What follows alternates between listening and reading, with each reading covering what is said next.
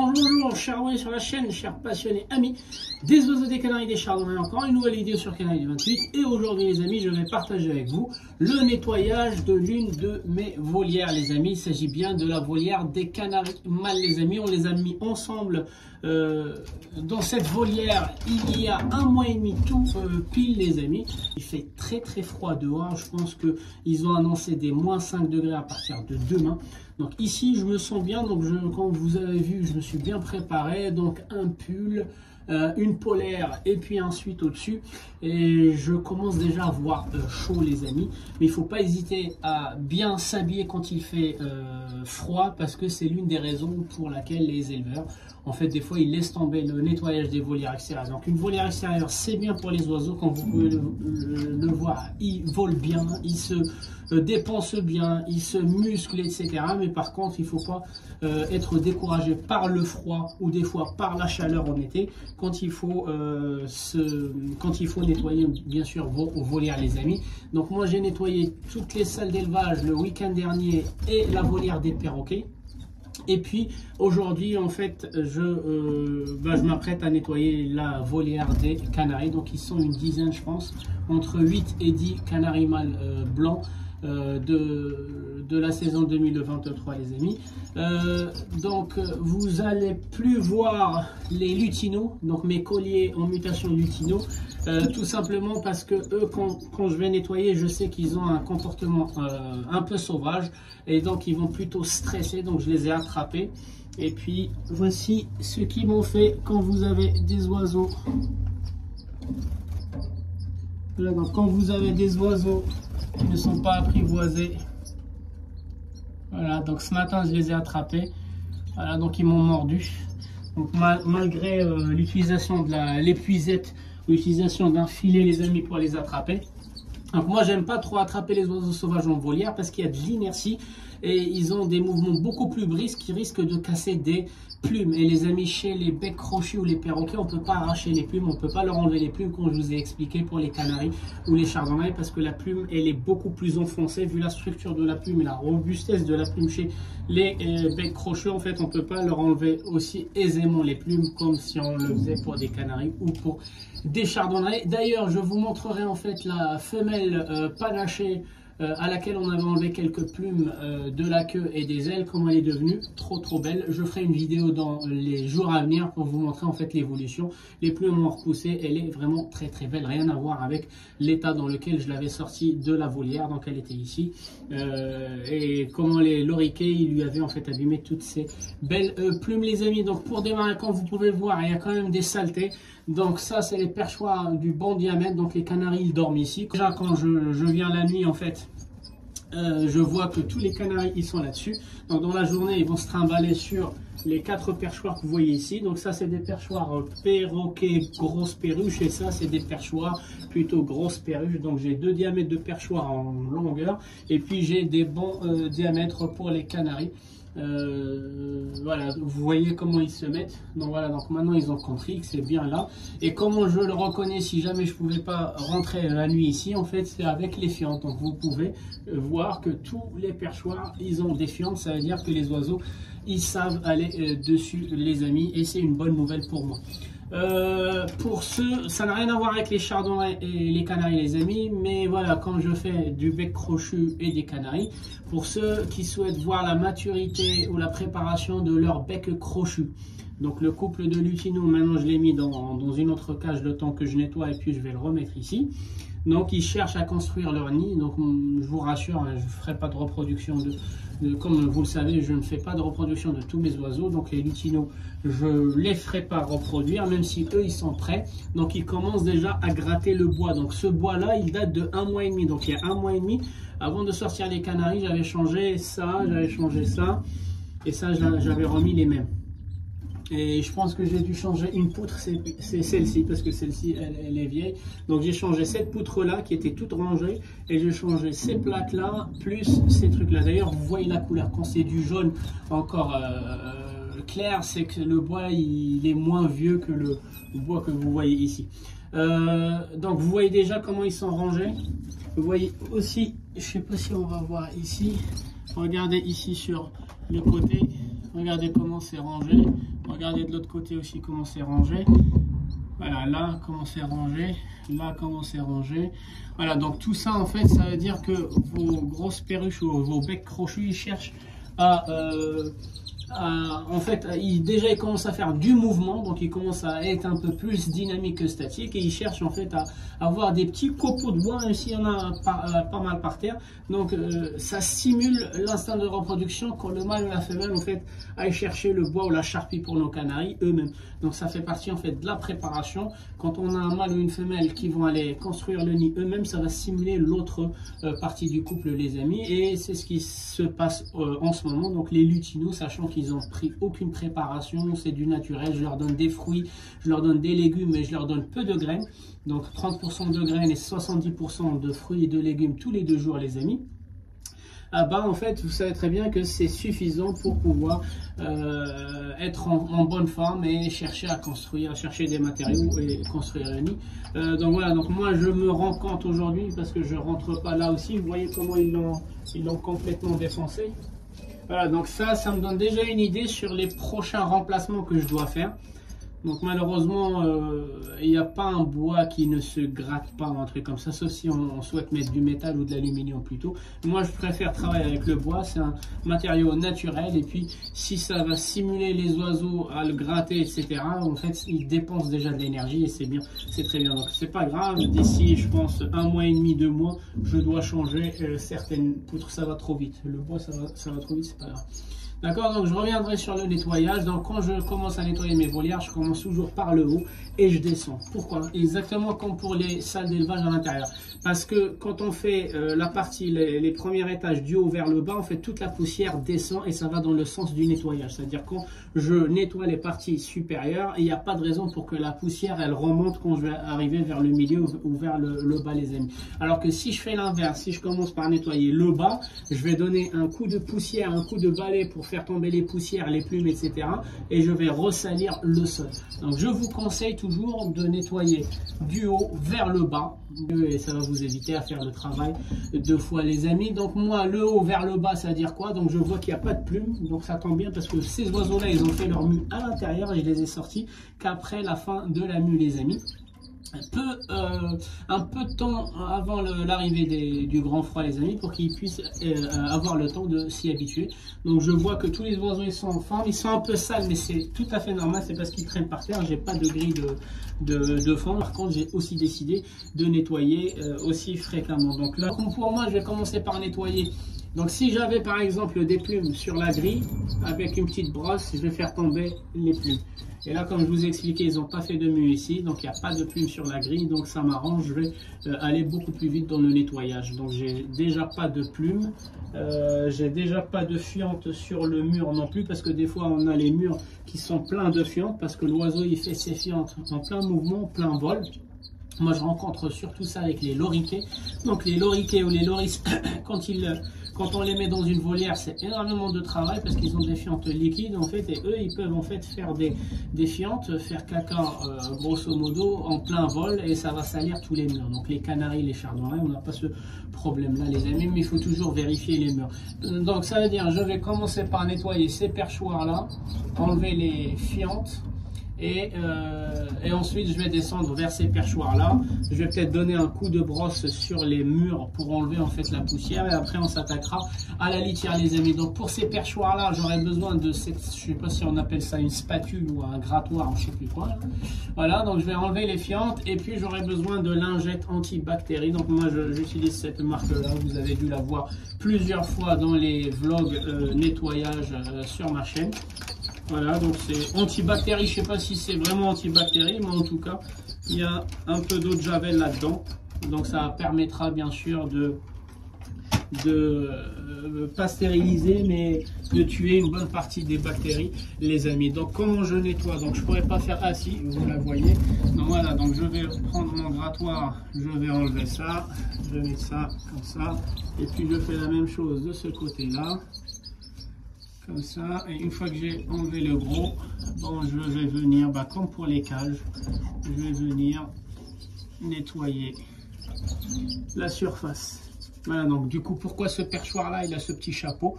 C'est tout simplement quand l'oiseau il sera en dessous sur d'autres perchoirs. Moi, j'ai pas cette configuration-là, donc j'ai mis ces petits perchoirs en plein milieu des gros perchoirs, justement pour éviter que celui qui se trouve là fasse ses fientes et ses cacas sur l'eau. Par exemple, si ce perchoir-là, il était au-dessus de celui-ci, il se peut que la nuit, quand il y a un oiseau qui dort au-dessus, un oiseau qui dort ici sur ce perchoir-là, celui-ci fasse des fientes et salit en fait l'autre. Alors c'est pas le cas, donc moi je les ai pas placés intelligemment. Donc les perchoirs du bon diamètre en plein milieu de ces perchoirs-là, et cela c'est pour leur assurer en fait un exercice et qu'ils puissent voler. Donc c'est une volière qui fait 5 mètres carrés les amis.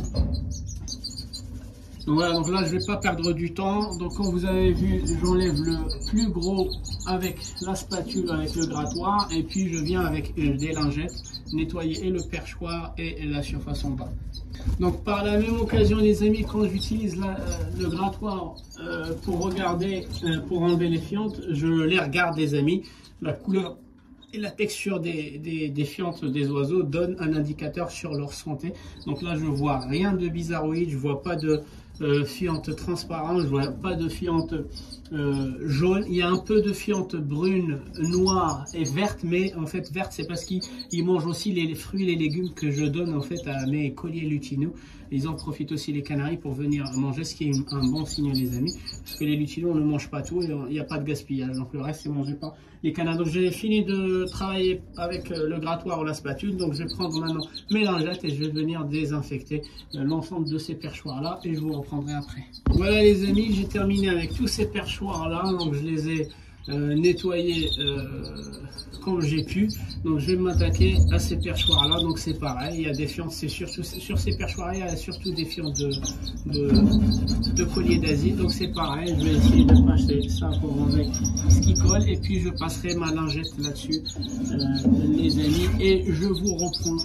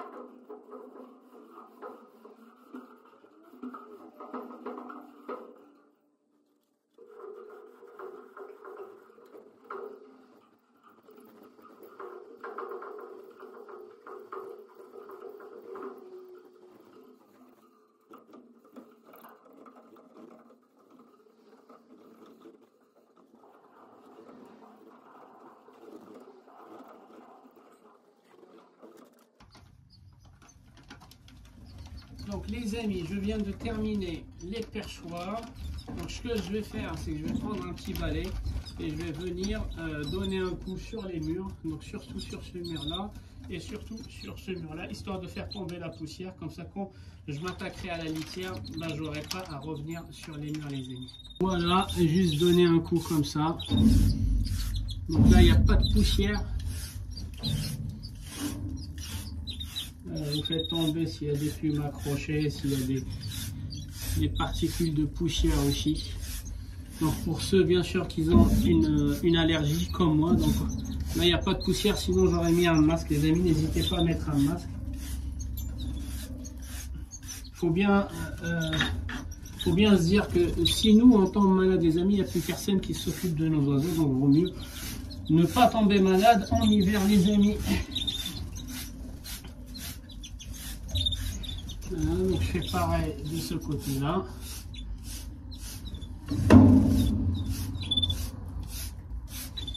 Et surtout cette poussière-là aussi, à force d'être exposée à ces particules, les oiseaux aussi peuvent développer une allergie ou des maladies respiratoires les amis. Donc vous allez me dire en volière extérieure, les maladies respiratoires elles sont rares. Elles sont rares quand la volière elle est propre et quand l'éleveur en fait il prend soin du nettoyage de la partie hygiénique en fait de la volière. Mais par contre quand on abandonne, moi tous les gens qui m'ont contacté sur cette chaîne là parce qu'ils avaient des problèmes respiratoires, je vais vous dire 15% de ces gens là ils élevaient en volière extérieure. Après, extérieur, ça ne veut pas dire une volière pas découverte, les amis. Extérieur, ça peut être en fait une volière. Donc ça, ce que vous voyez ici, c'est une volière en dur, mais bien extérieure, les amis. Il n'y a pas d'isolation là. C'est la brique, le parpaing. Voilà, le mot il m'est revenu. C'est du parpaing, mais quand vous posez votre main sur le parpaing, ça fait la même température qu'à l'extérieur.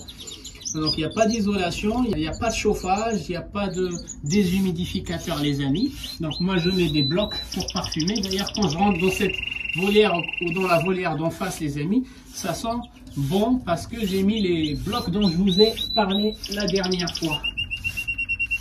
Donc là franchement c'est nickel, il y a moins de poussière que il y a un mois et demi. Il y a un mois et demi j'avais fait la même chose avant de ramener les Canaries. Et j'avais beaucoup de poussière parce qu'il y avait les loriquets, parce que certains becs crochus ont fait leur mue ici. Donc ça, vous voyez quand vous faites sérieusement votre nettoyage, les amis, ça tient longtemps. Mais quand vous bâclez le nettoyage, bon, vous êtes obligé en fait de le faire beaucoup plus fréquemment.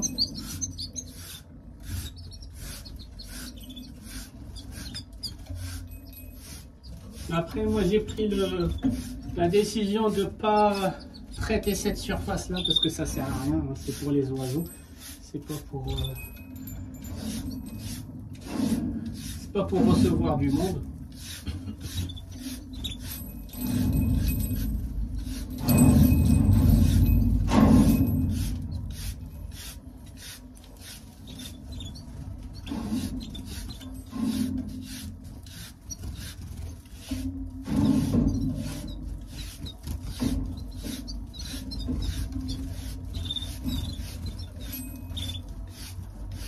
Bien sûr, ceux qui ont des volières en grillage, vous pouvez faire la même chose. Donc je peux aussi donner un coup. Oh, il y a beaucoup plus de poussière sur les grillages que sur le mur. Bon, vous pouvez aussi donner un coup sur vos grillages pour faire tomber les flux.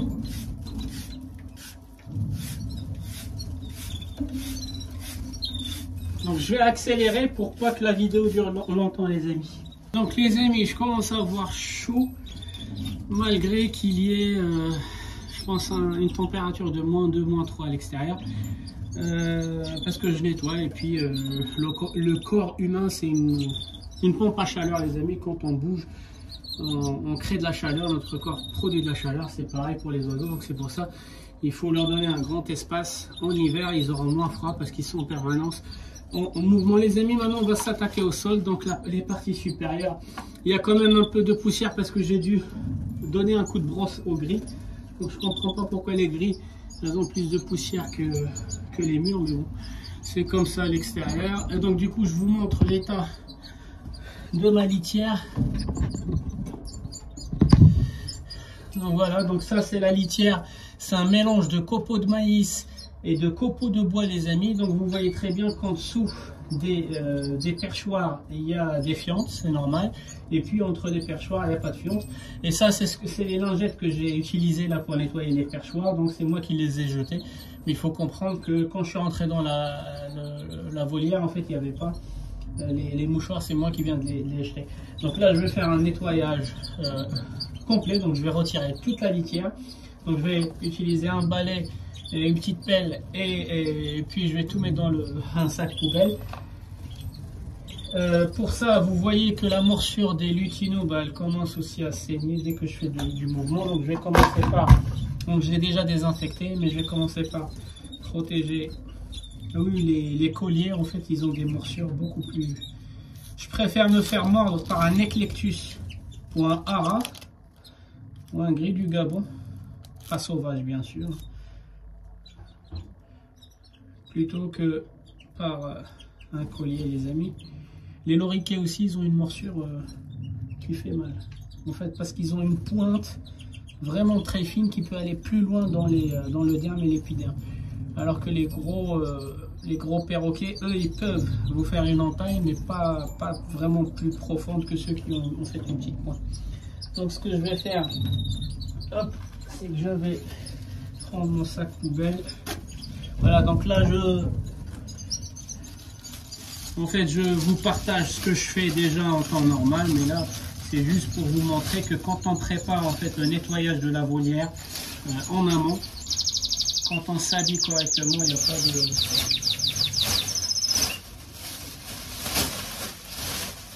Voilà, donc pour pas générer de la poussière, les amis, ce que je vais faire, c'est que déjà, je vais commencer déjà par mettre dans le sac tout ce que je peux, donc je vais essayer de me mettre en face. Voilà, donc je mets dans le sac sans secouer la litière. Donc dès que je sens que je commence à avoir de la poussière, je vais aller mettre un masque, mais pour l'instant ça va. Voilà, donc il faut surtout pas générer de la poussière, sinon vous allez salir tout ce que vous avez nettoyé, les amis. Donc allez-y doucement, faites attention à votre dos. Donc souvent les gens qui m'ont contacté sur la chaîne par rapport à leurs problèmes de volière, ce sont des gens entre 50 ans et 70 ans, les amis. Ils me disent, moi je sais pas faire du nettoyage de la volière à la même fréquence qu'un jeune. En fait, tout est question d'organisation, les amis. Vous pouvez très bien faire un meilleur nettoyage qu'un jeune si vous préparez avant votre chantier et que vous terminez correctement le nettoyage, des amis. Donc par la même occasion, je regarde si je vois des choses bizarroïdes par terre dans la litière, une fiente ou des oiseaux. Donc moi j'ai rendu visite à des gens qui élevaient en volière. En fait, moi j'avais découvert chez eux des oiseaux morts mélangés en fait à la litière, et ils avaient même pas remarqué ça eux-mêmes. Donc chose qui peut arriver. Donc c'est pour ça le nettoyage des cages ou de la volière en fait vous donne des indices sur votre élevage, sur ce qui se passe dans votre élevage. Donc là je vais prendre tout ce que je peux prendre avec la pelle. Pour pas que la vidéo dure longtemps, je vous reprends juste après, les amis. Donc les amis, là j'ai retiré tout. Donc ça me permet aussi de voir où se condense l'humidité, parce que à l'extérieur il y a toujours de l'humidité. Donc vous voyez que là-bas il y a un peu d'humidité, ici il y a un peu d'humidité, ici on a ici, et là vous voyez pas, et on a ici. Donc voilà, c'est vraiment ponctuel, c'est local, donc c'est pas dans toute la volière. Donc ça on peut le gérer via les blocs que je vous ai montré dans la dernière vidéo. Vous pouvez en mettre à l'intérieur parce que les oiseaux n'ont aucun moyen d'aller en fait jouer avec le bloc du sène. Il est vraiment dans une sorte de cage protégée. Ou bien comme moi, je le mets devant dans le sas pour que les deux volières puissent en profiter. Donc je suis content par rapport à l'humidité, sachant qu'il y a eu des pluies, mais vraiment beaucoup de pluie ici. Si j'ai que ça comme condensation d'humidité, les amis, c'est plutôt une bonne nouvelle. Donc les sacs, donc mon ancienne litière, j'ai rempli 2 sacs comme ça, les amis. Donc vous avez le choix soit de les donner à des gens qui en ont besoin. Voilà, je faisais ça vraiment très c'était avant le Covid, en fait je les donnais à un fermier à côté. Mais là en fait je les utilise, je les mets dans une espèce en fait de coin dans mon jardin, et quand il pleut ça va se désintégrer naturellement, ça va devenir en fait des vitamines pour les arbres, parce que c'est de la matière organique, donc c'est des copeaux de bois et des copeaux de maïs, donc des choses naturelles. Avec le temps ça va se désintégrer et ça va devenir en fait de la matière organique pour mon jardin ou pour mes plantes, les amis. Donc là je les mets de côté, surtout que je fais cette opération là des cages une fois par mois, une fois tous les 2 mois, ça dépend en fait de la population que vous avez dans les volières. Donc je dis pas qu'il faut le faire comme moi, c'est par rapport à combien d'oiseaux vous mettez dans quelle taille de volière, les amis. Donc là par exemple ça fait 1 mois et demi, et vous avez vu j'aurais pu attendre 2 mois parce qu'elle n'était pas vraiment sale, la litière elle n'était pas encore vraiment sale. Donc je le mets dans un coin dans mon jardin, et puis avec le temps ça va se transformer un peu en vitamines pour les végétations, pour les plantes, et puis je le récupère pour bien prendre soin aussi de mes arbres fruitiers et mes plantes d'intérieur, les amis. Donc les amis, donc ensuite, une fois que j'ai enlevé le gros avec la petite pelle, je brosse doucement le reste, je le mets dans un coin pour aller le prendre. N'hésitez pas, si vous voyez que la poussière elle remonte, d'humidifier un petit peu avec un pchit, par exemple. Ça va atténuer la poussière, vous allez moins respirer de poussière et vos oiseaux vont respirer moins de poussière. Donc je vais enlever ça et puis je vous reprends après. Et puis les amis, comme vous pouvez voir, voilà, donc là on a débarrassé toute la litière. Sans remonter de poussière, c'est important les amis. Et si vous avez un risque de poussière, bah, vous humidifiez un peu pour éviter que les particules puissent s'envoler et qu'elles soient respirées par vos oiseaux. Donc la plupart des gens ils vont dire bon bah c'est bon, on arrive à la fin de la vidéo, on va mettre un peu de nouvelle litière et puis c'est bon. Bah non, c'est là où il y a la différence les amis entre les vrais éleveurs, les bons éleveurs et ceux en fait qui croient avoir fait un bon nettoyage. Donc bien sûr maintenant je vais prendre mon aspirateur à particules ou à cendre pour ceux qui ont une cheminée ou un poêle, un truc comme ça, et puis je vais venir aspirer tout ce que j'ai pas pu prendre avec le balai les amis, à savoir des microparticules qui risqueront de s'envoler plus tard. Et c'est maintenant que commence vraiment le nettoyage les amis.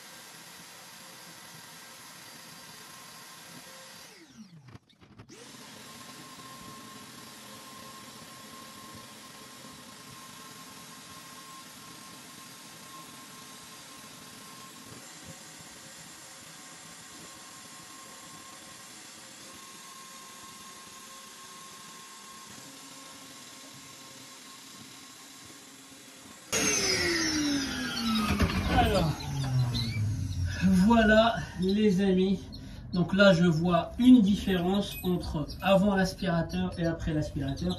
On a vraiment enlevé tout risque que des petites particules puissent s'envoler plus tard et qu'elles soient respirées par nos oiseaux les amis. Restez avec moi, on va passer à l'étape suivante. Donc les amis, une fois qu'on a retiré toute la litière, on a aspiré.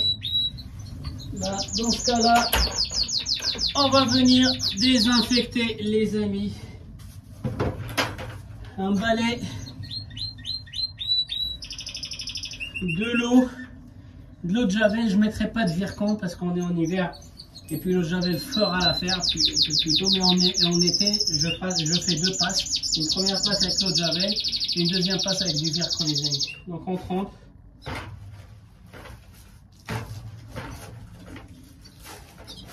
Et puis, on vient frotter les amis.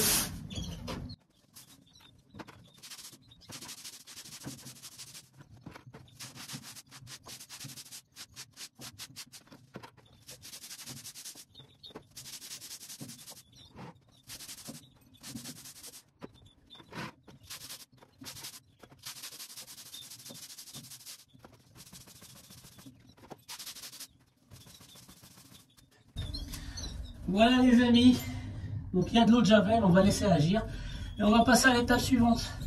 Donc ensuite les amis, ça a séché un petit peu, donc pour accélérer, je vais prendre un souffleur.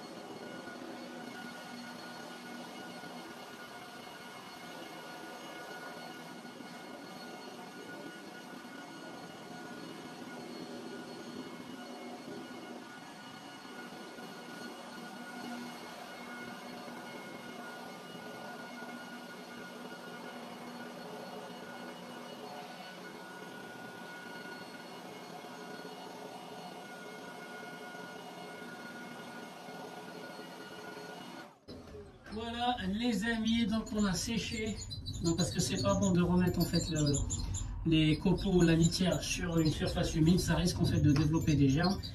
Donc on vient de sécher le parterre, le sol les amis, on va passer à l'étape suivante. Donc les amis, une fois que la surface est sèche, bon bah produit classique, terre de diatomée, on va venir saupoudrer dans tous les recoins.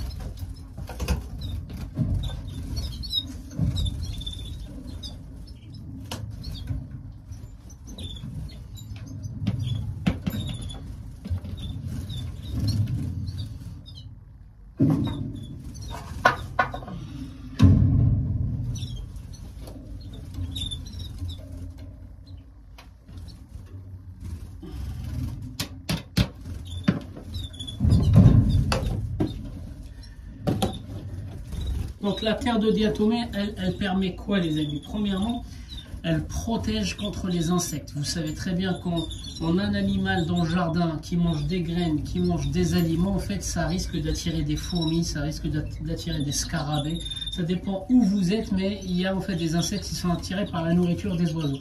C'est normal, c'est la nature, c'est comme ça. Donc déjà ça, c'est un répulsif contre ce type d'insectes qui vont venir et qui seront attirés par la nourriture ou le reste de la nourriture de vos animaux. Deuxième chose, ça va protéger vos oiseaux contre les poux, contre certains types de parasites en les séchant. Donc comme vous voyez, c'est une espèce de poudre les amis. Et quand l'insecte passe dedans, il est bloqué. Les molécules de la poudre vont se mettre sur lui. En fait, c'est comme si il sera en fait entouré et encollé avec ces molécules-là. Il ne pourra plus bouger, il ne pourra plus se déplacer. En fait, c'est l'équivalent des pièges, les petites plaquettes avec de la glu contre les rongeurs, donc les nuisibles. Donc vous savez, à un moment donné, maintenant c'est je pense interdit, à un moment donné en fait l'humain se débarrassait des nuisibles ou protégeait en fait son bâtiment contre les nuisibles avec des plaques de glu. Et quand le rongeur il se met dessus, en fait il est collé, il est piégé, il ne sait plus bouger et il ne sait plus se libérer. Ben, en fait la terre de diatomée, en fait cette idée là de glu sur les plaques, ça vient justement de la terre de diatomée. Bon les amis, donc maintenant que la terre de diatomée est bien étalée, on va remettre une nouvelle litière. Pour ça, j'aurai besoin de masque, moi, parce que je sais que la litière que je choisis, en fait, que j'ai choisie pour cette volière-là, elle dégage beaucoup de poussière et je suis allergique à la poussière, les amis.